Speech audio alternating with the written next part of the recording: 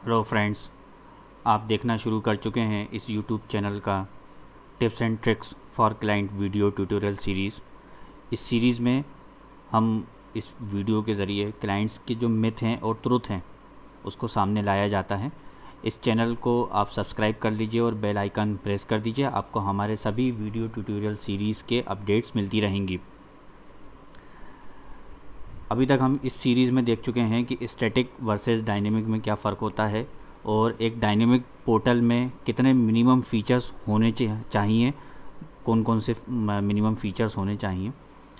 इस वीडियो में हम आपको बताएंगे कि बहुत सारे आपने सुने होंगे ओपन सोर्स सॉफ्टवेयर सुने होंगे। तो ओपन सोर्स सॉफ्टवेयर और कस्टमाइज सॉफ्टवेयर में क्या डिफरेंस होता है और कौन कौन से ओपन सोर्स सॉफ्टवेयर हैं।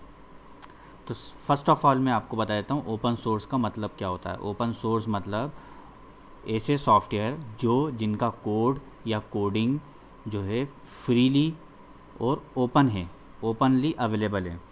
इट मीन्स कि उनका जो कोड है या सॉफ्टवेयर है वो पूरा कोड समेत मिल जाएगा और वो फ्रीली आप उसको मॉडिफाइड कर सकते हो, यूज़ कर सकते हो, एक्सेस कर सकते हो। आपको उसका कोई डेवलपमेंट का चार्ज या कुछ देने की ज़रूरत नहीं है। कौन कौन से ऐसे सॉफ्टवेयर्स हैं जो आपने सुने होंगे? आपने सुने होंगे वर्डप्रेस सुना होगा, मेजेंटो सुना होगा, ओपन कार्ड सुना होगा, है ना, और जुमला सुना होगा। बहुत सारे होते हैं, है ना, अलग अलग लोगों ने बनाया है।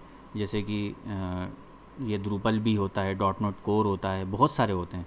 इन सॉफ्टवेयर्स को यूज़ करने के लिए इन सॉफ्टवेयर्स को यूज़ करने के लिए या उसको चलाने के लिए या रीमोडिफाइड करने के लिए आपको पैसा देना नहीं पड़ता, या आप खुद है ना उसको इंस्टॉल कर सकते हैं। आपको जैसे मान लीजिए कि एक न्यूज़ पोर्टल बनाना है या न्यूज़ वेबसाइट बनानी है, ब्लॉगिंग वेबसाइट्स बनाती है, अपनी बिजनेस की वेबसाइट बनानी है, तो आपको जस्ट एक होस्टिंग लेनी है और डोमेन परचेस करना है और उस पर WordPress, Drupal, open card, shopping card जो डालना डाल लीजिए। बहुत ईजिली मैनेजेबल होते हैं और ये आपको आपका होस्टिंग प्रोवाइडर भी इंस्टॉल करके दे सकता है। आपको उसको ये चार्जेबल नहीं होता। ये ओपन सोर्स का मतलब भी ये होता है कि ओपनली फ्रीली अवेलेबल। हाँ, उसको अगर कुछ मॉडिफिकेशंस कराना है, कोई थीम डलवानी है, कोई नया कोई प्लगइन्स डेवलप करा के डलवाना है या बना बनाया कोई प्लगइन्स परचेस करके डालना है, तो वो that is paid but software is free. पूरा सॉफ्टवेयर फ्री, उसका कोड भी फ्री होगा, कोड भी ओपन होगा, उस कोड में आप जाके चेंज भी कर सकते हैं। ये ओपन सोर्स हो गया। लेकिन कस्टमाइज़ क्या होता है? कस्टमाइज़ ये होता है कि एक आपकी रिक्वायरमेंट के अकॉर्डिंग परफेक्टली आपका वो पूरा सॉफ्टवेयर बनाया जाए। मतलब जैसे कि मैं एक बात बताऊं कि जैसे आपके बिज़नेस के लिए ई कॉमर्स वेबसाइट बनानी है या आपके बिज़नेस के लिए कोई ब्लॉगिन या न्यूज़ पोर्टल बनाना है, तो आपकी रिक्वायरमेंट के अकॉर्डिंग एक परफेक्टली सेट करके एक बनाना, इट इज़ कस्टमाइज सॉफ्टवेयर। इसका कोड आपको अवेलेबल नहीं होगा, वो डेवलपर अपने पास रखेगा। अगर आप उससे कोड डिमांड करते हैं तो वो कोड का चार्ज अलग से लेगा, क्योंकि वो सिर्फ आपकी रिक्वायरमेंट के लिए बना हुआ है। ओपन सोर्स का ये मतलब होता है कि वो ग्लोबली बना हुआ है। ग्लोबली मतलब उसको हज़ारों लाखों लोग यूज़ कर रहे हैं और उसमें अगर कुछ प्रॉब्लम आ रही है तो उस प्रॉब्लम का सॉल्यूशन का वो चार्ज कर रहे हैं। कि आपको अगर कुछ उस सॉफ्टवेयर को चलाने में, सपोर्ट करने में या कुछ करने में दिक्कत आ रही है तो उस चीज़ को वो थोड़ा बहुत चार्ज करके और आपको उसका प्रॉब्लम का सॉल्यूशन देते हैं। वो बहुत वाइडली यूज्ड सॉफ्टवेयर होता है ओपन सोर्स। लेकिन कस्टमाइज सॉफ्टवेयर में ऐसा होता है कि वो सिर्फ आपकी रिक्वायरमेंट के हिसाब से बना होता है और वो सिर्फ आपके लिए चलेगा, वो आप किसी और के लिए यूज़ में नहीं आएगा, वो कोई और उसको इस्तेमाल नहीं करेगा, है ना। तो वो उसकी जाहिर सी बात है। ओपन सोर्स और कस्टमाइज़ में अब ये होगा कि कस्टमाइज ओपन सोर्स फ्री में अवेलेबल है, कस्टमाइज़ के लिए आपको पे करना पड़ेगा। ओपन सोर्स में आपको पूरी कोडिंग मिली हुई है, उसमें कोई भी मॉडिफिकेशंस कर सकता है। लेकिन कस्टमाइज़ में आपको कोड नहीं मिलेगा, एग्जीक्यूटिबल फाइल मिलेगी और उसमें कोई भी कस्टमाइजेशंस ईजिली नहीं कर पाएगा। अब मतलब वैसे ही सिंपल काम होगा कि आपने एक रेडीमेड कपड़े ख़रीद लिए और आगे आपने कपड़े जाके अपने हिसाब से कस्टमाइज सिलवा लिए। दोनों में बहुत बड़ा फ़र्क है और बहुत बड़ा डिफरेंस है, ठीक है। रेड अब जो मैंने आपको एग्ज़ाम्पल दिया है या कई सारे एग्ज़ाम्पल दिए, आप खुद से भी कई सारे एग्ज़ाम्पल्स आप दिल में सोच सकते हैं। जैसे अब मैं रेडीमेड बनी बनाई गाड़ी ख़रीद लूँ या अपने अकॉर्डिंग मनपसंद अपने हिसाब से गाड़ी बनवाऊँ, कस्टमाइज कार्स। तो किस में क्या फ़र्क होगा, क्या डिफरेंस होगा, आपको बहुत लेवल पे आपको इस एग्ज़ाम्पल से ही समझ में आ जाएगा। अब मैं आपको मेन डिफरेंस बताता हूँ कि फ़र्क क्या है। सबसे ख़तरनाक और सबसे डेंजरस जो दिक्कत होती है वो होती है हैकिंग की। ओपन सोर्स सॉफ्टवेयर क्योंकि फ्रीली अवेलेबल है, उसके सारा कोड ओपन है, कोई भी उस कोड में चेंजेस कर सकता है, एक्सेस कर सकता है, बदलाव कर सकता है ना। फ्रीली अवेलेबल है। आप लोग भी फ्री के चक्कर में पड़े रहते हैं, फ्री के प्लगइन्स मिल जाए, फ्री के थीम्स मिल जाए, फ्री वाली चीज़ मिल जाए। तो क्योंकि ओपन सोर्स फ्री है तो थीम्स फ्री नहीं होती, थीम्स किसी ने पेड होती हैं, प्लगइन्स फ्री नहीं होती, पेड होती हैं। अगर फ्री में दे रहा है तो इट इज़ डाउटेबल। लेकिन होगा क्या, डाउटेबल कैसे? अब क्योंकि उसका ओपन सोर्स कोड भी फ्री में अवेलेबल है, तो हर एक आदमी को, हर एक डेवलपर को, हर एक हैकर को उसके अंदर की लूप होल्स भी पता होंगे कि वो सॉफ्टवेयर को किस तरीके से हैक किया जा सकता है ना। बहुत किस तरीके से हैक किया जा सकता है, किस तरीके से उसको डैमेज किया जा सकता है, किस उसमें जितने भी लूप होल्स होंगे वो सब उसको पता होगा, है ना। वर्डप्रेस भी बहुत ईजिली हैक हो जाती है, जुमला हैक हो जाती है ना। जितने भी वो बहुत सारे ओपन सोर्स सॉफ्टवेयर हैं, ओपन जनरल सिस्टम है, मेजेंटो है। मतलब मैं आज की डेट में मैं देख रहा हूँ कि बहुत लोगों का मैं मेजेंटो की एप्लीकेशंस रिकवरी में लगा देता हूँ। मेजेंटो की एप्लीकेशन किस तरीके से रिकवर करना है, ये मतलब ज़्यादातर टाइम में ये देखता हूँ कि मेजेंटो उनकी एप्लीकेशन हैक हो गई, वर्डप्रेस की वेबसाइट हैक हो गई, जुमला की वेबसाइट हैक हो गई। मतलब आप वो कितने भी सिक्योरिटी पैच लगा दें, लेकिन कहीं ना कहीं लूप होल होके वो ओपन सोर्स सॉफ्टवेयर को वो हैकर कहीं ना कहीं उसमें है ना लूप होल ढूंढ के उसको हैक कर ही लेता है। लेकिन कस्टमाइज में ऐसा नहीं है। कस्टमाइज को उसको पूरे सॉफ्टवेयर की रिवर्स इंजीनियरिंग करनी पड़ेगी हैक करने के लिए। और हैकर्स में पेशेंस नहीं होते, वो अगर हैक करने की कोशिश कर रहा है तो वो जल्दी हैक होनी चाहिए। अगर जल्दी नहीं हुई तो वो उस चीज़ को छोड़ देता है, अगले पे लग जाता है। उनके पास पेशेंस नहीं है, वो ऑर्गेनाइजेशंस नहीं है कि उनको ये काम मिला हुआ है कि वो हैक करना ही है, ऐसा कुछ नहीं है। तो रिवर्स इंजीनियरिंग करनी पड़ती है कस्टमाइज में। उसका कोड ओपन अवेलेबल नहीं होता, एग्जीक्यूटेबल फाइल होती है, डीएलएल फाइल होती है, ईएक्सी फाइल्स होती हैं। तो कस्टमाइज सॉफ्टवेयर को सबसे अहम फीचर जो मैं आपको बता रहा हूँ वो ये है कि उसको कस्टमाइज को हैक करना या उसमें छेड़खानी करना बहुत थोड़ी सी इम्पॉसिबिलिटी होती है। सबसे पहला फंक्शन मैंने आपको क्लियर कर दिया। तो ओपन सोर्स सॉफ्टवेयर आप यूज़ तो करिए, पर उसके साथ ही साथ आपको बहुत ज़्यादा सिक्योरिटी कंसर्न लेना पड़ेगा, बहुत ज़्यादा सिक्योरिटी फीचर्स फंक्शंस को आपको यूज़ करना पड़ेगा, बहुत ज़्यादा अलर्ट रहना पड़ेगा कि आपकी वेबसाइट हैक ना हो जाए। और ये भी मैं आपको बता दूं, ये भी एक बहुत लोगों को मिथ रहता है कि हमारी वेबसाइट तो बहुत अच्छी चल रही है, बहुत साफ़ सुथरी चल रही है। अगला पॉइंट यही है कि हम आपको ये लगता है कि हमारा ओपन सोर्स सॉफ्टवेयर है, हमने फ्री में ले लिया, हमने सिर्फ होस्टिंग का पेमेंट कर दिया, डोमेन खरीद लिया और हमने ओपन सोर्स सॉफ्टवेयर डाल दिया और बहुत अच्छे से चल रही है मेरी वेबसाइट। नहीं, ये मिथ है। ये आपको मैं क्लियर कर दूं कि 99% जो हैकर हैं, जो जेन्यून जो हैकर हैं, वो आपकी वेबसाइट को हैक करके और आपको बिना बिना कोई संकेत दिए, बिना कोई इन्फॉर्म करे, बिना कोई सिम्टम्स दिए चुपचाप साइलेंटली आपकी वेबसाइट का, आपके सर्वर का, आपके होस्टिंग का मिसयूज़ करते रहते हैं। क्या मिसयूज़ हो सकता है? कई लोग ये कहते हैं कि मेरी वेबसाइट में ऐसा क्या है, कुछ भी तो नहीं है, क्या मिसयूज़ होगा? कुछ यूज़ नहीं होगा। नहीं, मिसयूज़ ये हो सकता है कि मैं आपकी वेबसाइट को हैक कर लूँ। हैक करने के बाद मैं आपकी डोमेन से, आपकी ईमेल आईडी से, आपके सर्वर की आईपी एड्रेस से, आपकी आईपीज़ को यूज़ करके हज़ारों लाखों को मास ईमेल्स कर सकता हूँ। मास ईमेल्स क्या होते हैं? हज़ारों लाखों लोगों को आपकी ईमेल आईडी, आपके सर्वर का इस्तेमाल करके, मतलब अगर ब्लैक लिस्ट होगी या ब्लॉक होगा या आपकी वेबसाइट डैमेज होगी या सर्च इंजन पे डैमेज होगी तो आपकी वेबसाइट डैमेज होगी, आपको बिज़नेस आना बंद हो जाएगा। लेकिन मेरा तो काम हो गया ना, मैंने आपका, आपके सर्वर का, आपकी होस्टिंग का यूज़ करके और बहुत हज़ारों लाखों लोगों को मैंने मेल भेज दिया। देखो, हैकिंग की टेक्निक में बता देता हूँ हैकिंग का क्या यूज़ है ना।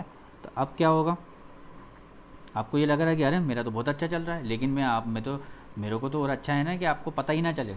मैं धीरे धीरे आपके पूरे पूरे सर्वर को चूसना शुरू कर दूंगा स्ट्रॉ लगा के, है ना। लोग है ना लगे रहते हैं कि सोचते हैं कि अरे मेरा तो है ना बिल्कुल बेहतरीन चल रहा है, लेकिन ऐसा नहीं है। आपको आपको उसके बारे में कि सोचना पड़ेगा कि है ना वो कैसे हो सकता है, क्या कर सकते हैं, क्या करता है हैकर, ये आपको सोचना पड़ेगा।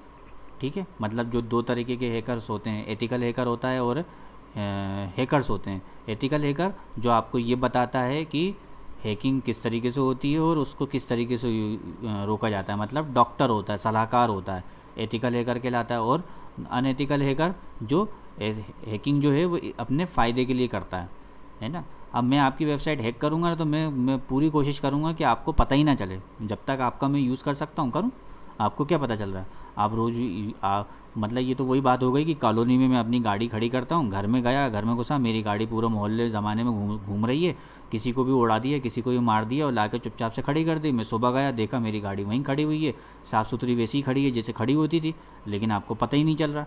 लेकिन वो गाड़ी का तो आपका मिसयूज़ हो रहा है ना। जो भी उस पर कांड हो रहे हैं, जो भी है उस पर मर्डर्स हो रहे हैं, जो भी लोगों को मारा जा रहा है, वो आपकी गाड़ी से मर रहे हैं।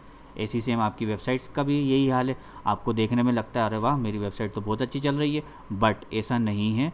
हैकर्स ज़्यादातर जो समझदार हैकर्स होते हैं, जेन्यून हैकर्स होते हैं, वो यही करते हैं कि आपकी वेबसाइट को मार्केटिंग के पर्पज़ से वो यूज़ करते हैं। और आप वो तो चाहेंगे कि आपको बिल्कुल भी पता ना चले, वो सारी कोशिश कर डालेंगे कि आपको पता ना चले कि वेबसाइट हैक हो गई है। ना एंटीवायरस उसको पकड़े, ना फायरवॉल में डिटेक्ट हो, कहीं भी ना हो। तो ओपन सोर्स सॉफ्टवेयर का सबसे बड़ा ड्रॉबैक यही है कि कब हैक हो जाती है, कब क्या हो जाती है, आप उसमें डिटेक्ट करना, ढूंढना थोड़ा इम्पॉसिबिलिटी होता है। अगला पॉइंट्स, कस्टमाइज में हमें सिर्फ वही पॉइंट्स दिखेंगे जो हमने डेवलप करवाया है, पर ओपन सोर्स में हमें अननेसेसरी पॉइंट्स भी दिखेंगे। ठीक है, वहीं इसका वाइस वर्सा उल्टा आप कर दो, अननेसेसरी दिख रहे हैं तो हमारे पास कोई रिक्वायर्ड कोई पॉइंट्स होंगे तो वो नहीं दिखेंगे आपको। उसको उस प्लगइन्स पे और बहुत ज़्यादा कस्टमाइजेशंस पे उस पे आपको डिपेंड होना पड़ेगा। जैसे कि एक ओपन सोर्स सॉफ्टवेयर है वर्डप्रेस। वर्डप्रेस काहे के लिए यूज़ होती है? वर्डप्रेस यूज़ होती है न्यूज़ वेबसाइट्स के लिए, न्यूज़ वेबसाइट्स के लिए यूज़ होती है, ब्लॉगिंग्स के लिए यूज़ हो सकती है ना, और स्मॉल बिजनेस के लिए यूज़ हो सकती है। ब्लॉगिंग टूल्स है ये, ब्लॉगिंग टूल्स है ना, इसके अलावा कुछ नहीं। लेकिन ज़बरदस्ती अगर आप वर्डप्रेस पे है ना लगे हुए हो उसको शॉपिंग कार्ट की वेबसाइट की तरह यूज़ करने के लिए, तो ये नहीं हो सकता आपके लिए। फिर ये दिक्कत वाली बात है। आप कैसे यूज़ कर सकते हैं? वो ब्लॉगिंग वेबसाइट है, आपको ब्लॉगिंग के लिए वो यूज़ होती है ना। अब अगर आपको ई कॉमर्स की बात करना है तो ई कॉमर्स के लिए आप वो कॉमर्स इंस्टॉल करेंगे, या फिर ओपन कार्ट इंस्टॉल करेंगे। ओपन कार्ट सॉफ्टवेयर होता है, मेजेंटो होता है, बहुत सारे होते हैं, है ना। और वर्डप्रेस और जुमला जो है इक्विवेलेंट हैं। वर्डप्रेस दोनों ही, जुमला भी जो है कंटेंट मैनेजमेंट सिस्टम के लिए यूज़ होता है, न्यूज़ वेबसाइट्स ब्लॉगिंग्स के लिए यूज़ होता है। ऐसी वो कॉमर्स, ओपन कार्ट और मेजेंटो, ये शॉपिफाई, ड्रूपल, इस तरीके से कई सारे सॉफ्टवेयर्स हैं। तो हमें पर्टिकुलर किसी एक सॉफ्टवेयर का इस्तेमाल करना पड़ेगा, प्रॉपर कोई सॉफ्टवेयर का इस्तेमाल करना पड़ेगा। जैसे पब्लिशिंग टूल्स के लिए OJS यूज़ होता है, ओपन जर्नल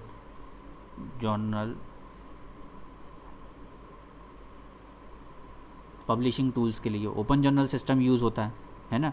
लेकिन अब कई लोग क्या है, ज़बरदस्ती वर्डप्रेस पे OJS का पूरा काम करा रहे होते हैं। तो ये तो आप तो जो गाड़ी है ना किसी पर्टिकुलर किसी वर्क के लिए है, कोई मशीनरी किसी और काम के लिए है, लेकिन उसको ज़बरदस्ती खींच के किसी और काम में घुसड़ के रखा हुआ है। तो आपका ना काम ढंग से होगा, ना वो सॉफ्टवेयर ढंग से चलेगा, ना आप जिससे करवा रहे हैं वो ढंग से काम कर पाएगा, है ना।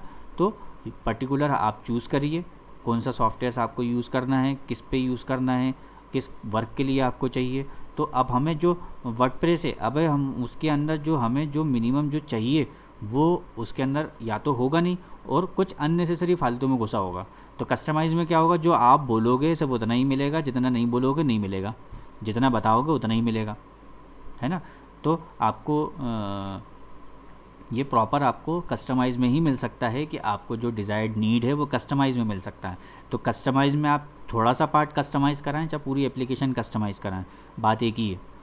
मतलब मैं वर्डप्रेस में थोड़ा सा पार्ट कस्टमाइज़ कराऊँ, तो फिर थोड़ा सा पार्ट कस्टमाइज़ कराऊँ, फिर थोड़ा सा पार्ट कस्टमाइज़ कराऊँ, तो मेरी जो कॉस्टिंग पहुँचेगी वो कंप्लीट कस्टमाइज सॉफ्टवेयर से कहीं ज़्यादा कॉस्टिंग पहुँच जाएगी। तो ये मिथ होता है कस्टमर को कि मैं ओपन सोर्स सॉफ्टवेयर का यूज़ कर लेता हूँ और इसमें बस ये थोड़ा सा पार्ट है ना कस्टमाइज़ करा लूँगा या प्लगइन्स यूज़ कर लूँगा। नहीं, वो थोड़ा सा पार्ट के लिए ज़बरदस्ती में उसको खींचतान के है ना, खींच के कोई भी डेवलपर उसको प्लगइन्स के तौर पे या कुछ भी कर कुरा के उसमें सेटिंग कर कुरा के वो आपका आउटपुट तो ला देगा। मैं भी आपका आउटपुट तो ला दूंगा, लेकिन वो परफेक्टली नहीं रन करेगी, क्योंकि मैंने उसकी वो चीज़ में उसका आर्किटेक्चर ही नहीं बना हुआ। मतलब यही बात हो गई कि मेरी पूरी बिल्डिंग बन गई, और बिल्डिंग बनने के बाद मैं उसमें सोच रहा हूँ अरे यार नीचे में है ना वाटर टैंक तो मैं बनाना ही भूल गया, है ना। अब मैं पूरी बिल्डिंग नीचे गिरा रहा हूँ, फिर उसको खोद रहा हूँ, गड्ढा खोद के फिर वाटर टैंक बना रहा हूँ, फिर बिल्डिंग बना रहा हूँ। तो ऐसा नहीं होता। तो ओपन सोर्स सॉफ्टवेयर में कोई उसका आर्किटेक्चर एक फिक्स्ड डिफाइन हुआ है, और उसमें आपने कोई ऐसा चेंजेस बता दिए जो आर्किटेक्चर से संबंध रिलेटेड है, तो अब मैं वो उसके आर्किटेक्चर में कैसे जाके चेंज करूँगा, है ना। तो ये क्लाइंट्स को मिथ होता है कि मैं ये फ्री वाला सॉफ्टवेयर यूज़ कर लेता हूँ, अपने थोड़े से पैसे बचा लेता हूँ। नहीं, आपके पैसे, आप अगर इनडायरेक्टली अगर उसको कैलकुलेट करेंगे तो आपके पैसे, आपके मनी आपको ज़्यादा इन्वेस्टमेंट हो जाएगी, ज़्यादा खर्च हो जाएगा। फिर उसके बाद उसका जो ऑपरेशन कॉस्ट होती है, ऑपरेशन कॉस्ट मतलब आपको, क्योंकि है ना आपको जो डिज़ायर्ड आउटपुट है, डिज़ायर्ड इनपुट्स है, वो आपको नहीं मिलेंगे। अननेसेसरी वाले इनपुट्स को आप झेलते रहोगे। मतलब आपको 10 डिज़ायर्ड इनपुट्स चाहिए थे और 10 डिज़ायर्ड आउटपुट चाहिए था, लेकिन ओपन सोर्स सॉफ्टवेयर में क्या होगा कि आपको 14 है ना आपको डिज़ायर्ड आउटपुट मिला हुआ है, मतलब 4 को आप ज़बरदस्ती झेल रहे हो, ज़बरदस्ती इनपुट्स, 4 इनपुट्स को झेल रहे हो, और साथ ही साथ 4 इनपुट्स को झेल रहा हो, लेकिन 4 आपके इनपुट्स हैं ना जो 10 चाहिए थे उसमें से 4 नहीं मिल रहे हैं, है ना। ऐसे ही आउटपुट में भी होगा सेम चीज़।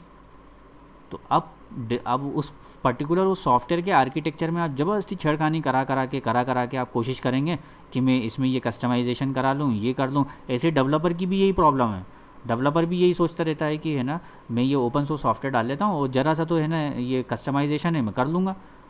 लेकिन नहीं, ऐसा नहीं होता। उससे कस्टमर भी प्रॉब्लम होता है, कभी बिज़नेस वो रन होता ही नहीं है। आप कभी भी एक्सपीरियंस करेगा। हाँ, लेकिन आपका जो डिज़ायर्ड इनपुट और आउटपुट है, और वही डिज़ायर्ड इनपुट और आउटपुट वो ओपन सोर्स सॉफ्टवेयर में अवेलेबल है, और आगे आपको उसके कस्टमाइजेशन की ज़रूरत नहीं है, तो आपके लिए वो फ्री सॉफ्टवेयर बेस्ट सॉफ्टवेयर हो गया, है ना। आपने वो सॉफ्टवेयर इंस्टॉल करिए, यूज़ करिए, बराबर यूज़ करिए। लेकिन अगर आपके इनपुट्स और output, desired inputs output same है तो, अगर नहीं है तो आपके लिए ओपन सोर्स सॉफ्टवेयर परफेक्ट नहीं है। आपको ज़रा सा भी अगर चेंजेस हैं, फॉर एग्जांपल जैसे शॉपिंग कार्ट्स पे आप ज़बरदस्ती ब्लॉगिंग साइट चलाने की कोशिश करें, या ब्लॉगिंग वेबसाइट पे ज़बरदस्ती आप है ना शॉपिंग कार्ट चलाने की कोशिश करें, तो आप भी फूल बनेंगे, आपका डेवलपर भी फूल बनेगा, आपका इंस्टॉलर भी फूल बनेगा। अब इसी पॉइंट्स में एक और मैं पॉइंट्स अमेंडमेंट कर देता हूँ।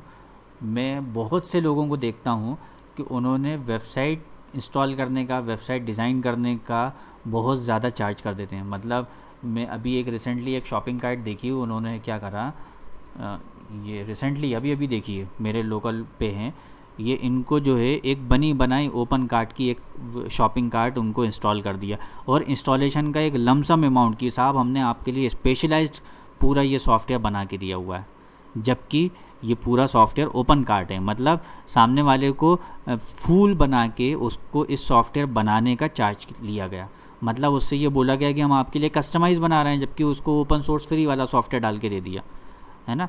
तो आप क्लाइंट भी इस चीज़ के लिए अवेयर हो जाए कि ऐसा तो नहीं कि आपको ओपन सोर्स डाल के दे दिया और उसको बनाने का आपसे चार्ज ले लिया हो। ये भी आप चेक कर लीजिए, है ना। अब ये आप कैसे चेक करेंगे? बहुत आसान है। मैं आपको जो भी आपको सॉफ्टवेयर का कहीं कोई नाम दिख रहा होगा, वो आप गूगल पे सर्च कर लीजिएगा। आप जैसे ही गूगल पे सर्च करेंगे तो आपको दिख जाएगा कि ये ओपन सोर्स है, कि है ना पेड है। वर्डप्रेस है तो जाहिर सी बात है फ्री में अवेलेबल है, उसका कुछ भी पेड नहीं है, उसकी बस आपको थीम खरीदना है। और ये भी सोचते हैं कि थीम बहुत महंगी होगी, नहीं। जैसे थीम भी जो है बहुत होगी तो 3-4 हज़ार 5 हज़ार से ज़्यादा की नहीं होती। जैसे मैं यहाँ पर ओपन कार्ट की मैं अच्छी से अच्छी थीम भी अगर मैं ढूंढूंगा तो मुझे 3-4 हज़ार 5 हज़ार में मुझे मिल जाएगी।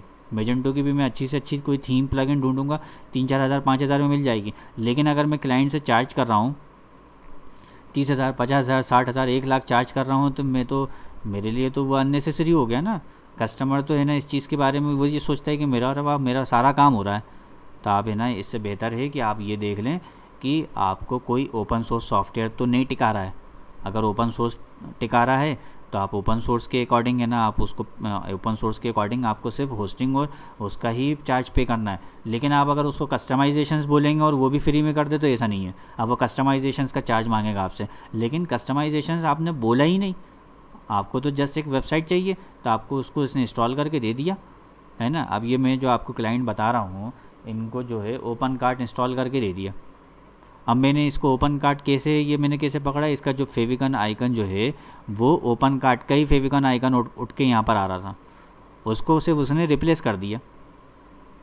फेविगन आइकन को रिप्लेस कर दिया। तो उसको क्या लग रहा है, जैसे मैं व्यू पेज सोर्स को देखूँ तो मुझे ओपन कार्ड्स के हज़ारों सिम्टम्स दिख रहे हैं, है ना। अब जाहिर सी बात है, इसमें हज़ारों डेवलपर, हज़ारों हैकर जो हैं इसमें घुस जाएंगे कि इस वेबसाइट को हैक करने के लिए, अटैक करने के लिए, क्योंकि ये ओपन सोर्स सॉफ्टवेयर पे बनी हुई है, ओपन सोर्स सॉफ्टवेयर है, ये कस्टमाइज सॉफ्टवेयर नहीं है ना, है ना। BTN कार्ड, ओपन कार्ड, देखिए मैं आपको कहीं दिखाता हूँ, ओपन कार्ड कहीं लिखा हुआ होता है तो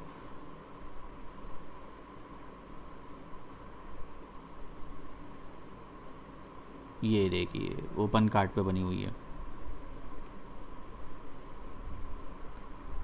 ठीक है।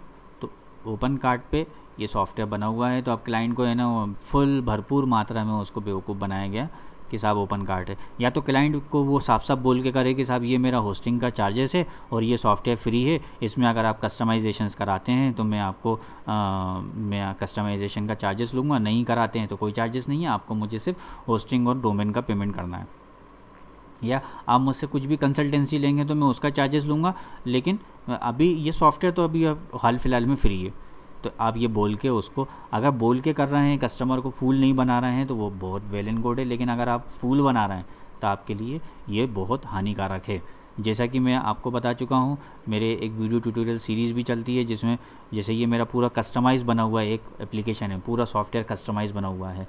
आज मैं ये 10-12 साल से इसको मेंटेन कर रहा हूँ, सैकड़ों से इसमें कस्टमर मेरे यूज़ कर रहे हैं, वो इसको यूज़ कर रहे हैं। आज तक ना मुझे हैकिंग की प्रॉब्लम आई है, ना ही डिज़ायर्ड इनपुट्स की प्रॉब्लम आई है, ना ही डिज़ायर्ड आउटपुट की प्रॉब्लम आई है। तो ये पोर्टल जो है आपके अकॉर्डिंग हर कस्टमाइजेशंस को एक्सेप्ट करता है, उस एक्सेप्ट करता है और उसके साथ ही वो रन करता है। तो आप भी खुश, आपका कस्टमर भी खुश, आपका कस्टमर खुश, आप खुश तो हम खुश। तो ओपन सोर्स में अहम जो दिक्कत होती है वो यही होती है कि आपने मुझे कोई कस्टमाइजेशंस का बोला तो मैं उसमें 10 बार सोचूंगा कि मैं करूं कि नहीं करूं, और मुझे पूरा रिसर्च एंड डेवलपमेंट करना पड़ेगा उस एग्जिस्टिंग ओपन सोर्स सॉफ्टवेयर में कि उस डिज़ायर्ड आउटपुट को करने के लिए मुझे बहुत मेहनत करनी पड़ेगी, जबकि मैं अपने कोड में जाके बहुत जल्दी उस चीज़ को मैं चेंज कर लूँगा, है ना। और चेंज तो कर लूँगा, कोई नया वर्जन रिलीज़ करूँगा और उसको इंस्टॉल कर दूँगा, ठीक है। इसी में मैं एक और अमेंडमेंट करना चाहता हूँ कि आपने कोई कस्टमाइज़ बनवा लिया और ओपन सोर्स बनवा लिया, तो ओपन सोर्स में भी लेटेस्ट वर्जन रिलीज़ होते रहते हैं जो प्रीवियसली में जो प्रॉब्लम्स होती हैं उसको सॉल्यूशन करते हुए। तो कस्टमाइज सॉफ्टवेयर में भी आपको कंटिन्यूसली आपका डेवलपर आपको उसका वर्जन अपग्रेड कर करके दे। एग्जिस्टिंग में ये प्रॉब्लम है तो उसका सॉल्यूशन, एग्जिस्टिंग में ये एरर है तो उसका सॉल्यूशन, और इट इज़ फ्री। ये डेवलपर की तरफ से ऑलवेज़ फ्री, या आपको ये फ्री में वो सर्विस देगा, क्योंकि आपको जो इंटरनली एरर्स दिख रही हैं या इंटरनली जो लॉग एरर्स जनरेट हो रही है, इंटरनली कोई प्रॉब्लम्स क्रिएट हो रही है, वो आपको नहीं दिख रहा पर आपके डेवलपर को दिख रहा है। तो वो डेवलपर को कंटिन्यूसली नए नए वर्जन्स उस एरर के साथ निकाल के, फाइंड आउट करके, उसको सॉल्व करके नए वर्जन के साथ कंटिन्यूसली निकालना पड़ेगा।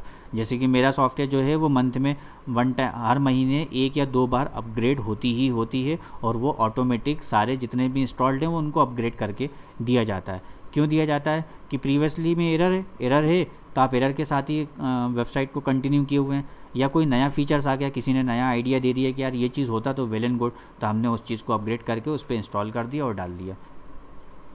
तो इसी तरीके से ओपन सोर्स सॉफ्टवेयर जिस तरीके से अपग्रेड होता है वैसे कस्टमाइज भी अपग्रेड होना चाहिए।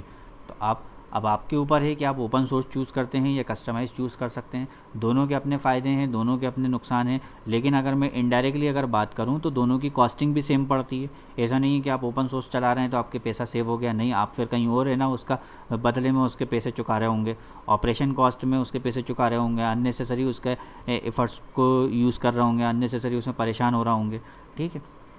अब इसी में एक मेजर डिफरेंस जोड़ता है कि ओपन सोर्स सॉफ्टवेयर जो है CPU बहुत ज़्यादा रिक्वायर्ड करता है, रैम बहुत ज़्यादा रिक्वायर्ड करता है। जैसे अगर वर्डप्रेस के लिए, स्पेशलाइज्ड वर्डप्रेस के लिए होस्टिंग अलग होती है, नॉर्मल होस्टिंग पे डाल दो तो वो अलग है ना, प्रॉब्लम करती है ना। और कस्टमाइज़ के लिए हमें मिनिमम में भी हमारा मतलब हमने जितना बोला ना ऑप्टिमाइज्ड, हमारा जो कस्टमाइज हमने सॉफ्टवेयर बनवाया है वो ऑप्टिमाइज्ड भी बनता है। ऑप्टिमाइज बनता है इट मीन्स कि उसका CPU यूजेस जो होगा, उसका होस्टिंग यूजेस जो होगा वो बहुत ऑप्टिमाइज्ड होगा। वर्डप्रेस वेबसाइट पे अगर 1000 क्लाइंट्स पर आवर अगर हिट मार दे तो उसकी होस्टिंग और कस्टमाइज बने हुए सॉफ्टवेयर की अगर पर आवर 1000 यूज़र्स हिट मार दे तो उसकी होस्टिंग में आधे का फ़र्क होगा। कस्टमाइज जो है कम होस्टिंग पावर यूज़ करती है, कम प्रोसेसेस यूज़ करेगी, कम रैम यूज़ करेगी। ऐसा सबके साथ है। कस्टमाइज में आपको उतने ही यूज़ करेगी जितना ज़रूरी है ना, जितना ज़रूरी है सिर्फ उतनी ही यूज़ करेगी। जैसे आपने सुना होगा कि बहुत सस्ते में वेबसाइट स्टार्ट करें, वो बहुत सस्ते में जो स्टार्ट करें वो ओपन सोर्स सॉफ्टवेयर के साथ स्टार्ट करें। अगर आपको कोई कस्टमाइज बोल के अगर आपको चिपका रहा है तो आप अवेयर हो जाए। ये आपके लिए ही वीडियोस बनाया जा रहा है कि आप उस चीज़ से अवेयर हो जाएं। अननेसेसरी आप किसी को पेमेंट ना करें, आप इस चीज़ को जज करें, निकालें, फाइंड आउट करें, सामने वाले से सवाल करें, डेवलपर से सवाल करें कि मेरा ओपन सोर्स है तो ओपन सोर्स है तो मैं वाई पे फॉर ओपन सोर्स सॉफ्टवेयर, मैं क्यों आपको है ना फ्री सॉफ्टवेयर के लिए पैसा पे करूँ। आप तो मुझे सिर्फ होस्टिंग दें, और आप तो होस्टिंग खुद परचेज़ करें और होस्टिंग प्रोवाइडर से बोलें, होस्टिंग प्रोवाइडर आपको मुफ्त में वो ओपन सोर्स सॉफ्टवेयर डाल के देगा। कस्टमाइजेशंस के लिए आपको किसी को भी पे करना है तो आप उसको पे करेंगे, और उसको भी क्यों, जिसने ओपन सोर्स सॉफ्टवेयर बनाया है, जिसका ओपन सोर्स सॉफ्टवेयर बनाया है उससे आप है ना हेल्प मांगें। हिंदी इंग्लिश की अगर प्रॉब्लम आ रही है तो लोकल आदमी को पकड़ लें कि भाई है ना मेरे को लैंग्वेज की प्रॉब्लम आ रही है, अब तुम मेरे को है ना इसका कस्टमाइजेशंस करके दो, ठीक है। अब इसी में मैं इसी वीडियो ट्यूटोरियल में आपको हमने जो इस वीडियो में देखा कि हमें दो मुख्य मुद्दे मिले कि पहला तो ये कि हम होस्टिंग कैसे चूज़ करें जो हमारे ओपन सोर्स सॉफ्टवेयर के लिए या कस्टमाइज़ के लिए। तो कस्टमाइज़ का तो कस्टमाइज़ वाला जिसने बनाया होगा वो बताएगा, लेकिन ओपन सोर्स सॉफ्टवेयर के लिए हमारे पास परफेक्टली कौन सी होस्टिंग होनी चाहिए, क्या मिनिमम रिक्वायरमेंट होती है, यह आपको मैं अगले वीडियोज़ में बताऊँगा। और इसी वीडियोज़ में हमने देखा कि जो मुख्य मुद्दा होता है कि हम डेवलपर कैसे चूज़ करें, हमें कैसे पता चले, हर डेवलपर एक ही बात कर रहे हैं लेकिन हम कैसे चूज़ करें, कैसे जज करें कि कौन सा डेवलपर कैसा है ना, वो हमारा डिज़ायर्ड इनपुट्स और आउटपुट समझ पा रहा है या नहीं समझ पा रहा है, वो कर पाएगा या नहीं कर पाएगा, ये हम कैसे देखें। ये हमारे पास दो मेन पॉइंट्स आ गए। हम आपको अगले दो वीडियोज़ में बताएंगे कि होस्टिंग कैसे चूज़ करें और डेवलपर कैसे चूज़ करें। कस्टमाइजेशंस और ओपन सोर्स के बारे में हमने इस वीडियोज़ में डिस्कस कर लिया। वीडियो अच्छा लगे तो लाइक्स और कमेंट्स ज़रूर करें, शेयर ज़रूर करें, और कोई प्रॉब्लम हो तो कमेंट्स करके बताएं, उसका सॉल्यूशन देने की कोशिश की जाएगी, कंसल्टेंसी देने की कोशिश की जाएगी, और उसका रिजोल्यूशन वीडियो के ज़रिए देने की कोशिश की जाएगी। इस वीडियो में बस इतना ही। Thank you.